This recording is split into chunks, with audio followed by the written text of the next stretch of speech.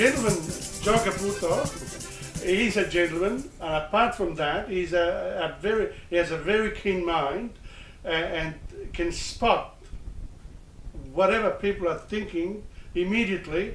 But then, from my experience, he has very definite views about things himself. Not as good as you. I'm not as good as you, Tom. No, I don't know about that. But you have, well, you've stopped representing us on Melbourne City Council after being mayor and being involved for so long.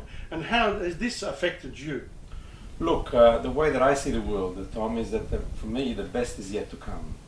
The best is yet to come. I agree with you. I've been involved in community life, and Carlo, together with Carlo and many other local people, for the best part of my life. All my adult life I've been involved in community affairs, and I will continue to be involved in community affairs, independent of whether I'm actually an elected, an institutional elected position, or whether or not. As a matter of fact, since I've left the position of local councillors and mayor in the city of Melbourne, only in the last few months, just to give you an example, I've been instrumental in setting up a local young people, which are organising a film forum on a fortnightly basis at Inca, at the Patronato Inca in Sydney Road, Coburg. At the same spot, we actually have organised an Australian pensioners group. So we went, I'm involved from pensioners to very young people. So still involved? Extremely involved, and I will continue to be involved at every level. But people can't expect you now to do anything for them because they have to ask somebody else to get it done. No, they still do. As a matter of fact, people still ring me up when they can't get things done, and because they know that it's written on my forehead. They can see me. So coming. You are. They can see me coming. So you whenever there's a problem and they cannot resolve it, they say, Joe Caputo, I'm the person of last. You are the consultant. The person of the last resort. When they can't get things done, they know that I'm mad enough to actually go where, as they say, the old saying, I actually go where angels fear to tread.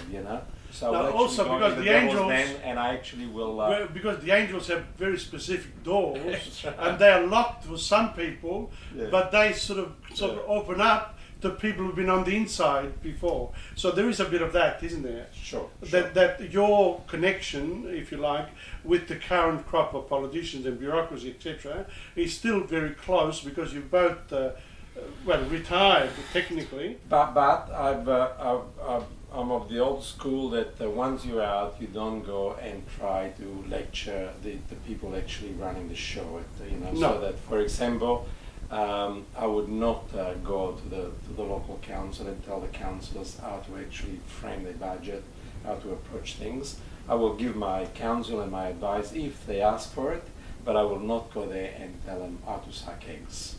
So in other words, once you've been in politics, etc., and having run certain certain agendas, you now feel that when someone else has the job, then they must do it in their way. In their way, and that means if they make mistakes, what you think might be a mistake, they have to make the mistake, and they have to be the ones to fix them.